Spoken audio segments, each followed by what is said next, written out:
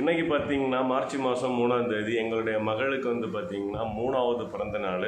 So அதனால் ஒரு சின்னதாக ஒரு கேக் வெட்டலாம் அப்படின்னு ஒரு பிளான் வச்சுருந்தோம். ஸோ அதுதான் நம்ம இந்த வீடியோவில் பார்க்க போகிறோம். அது மட்டும் இல்லை, அவங்களுடைய பிறந்த நாளுக்கு ஒரு மரக்கன்று, எல்லா பிறந்த நாளுக்கும் ஒரு மரக்கன்று நடுவோம். ஸோ அதுவும் இன்றைக்கி நம்ம பார்க்குறோம்.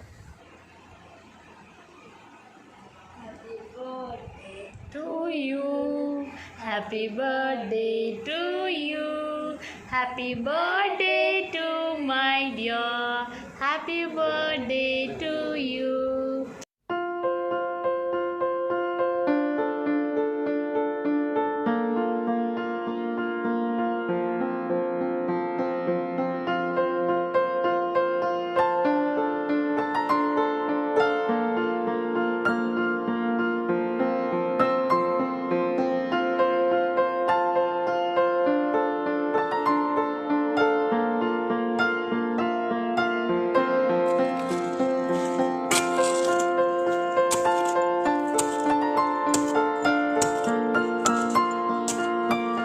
நாங்கள் எங்களுடைய பிள்ளைகளுக்கும் ஒவ்வொரு பர்த்டேக்கும் ஒவ்வொரு மரக்கன்று நட்டு வளர்க்குறோம்.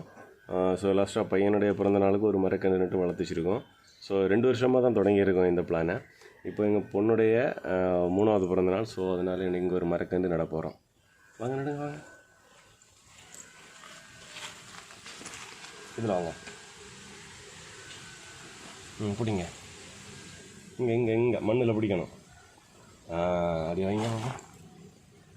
ஓகே, கொஞ்சம் மண் வரி போடுங்க, கொஞ்சம் மண் போடுங்க. 2 கை வச்சு வாரி போடணும். இங்கே போடுங்க, இங்கே போடுங்க, இன்னும் போடுங்க, போடுங்க. ஓகே.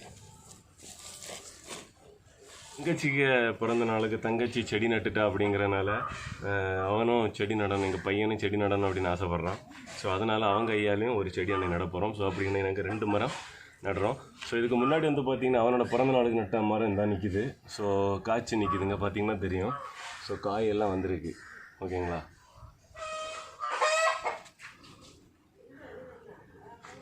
சரிங்க, வைங்க. வலு சரி, பண்ண விடுங்க.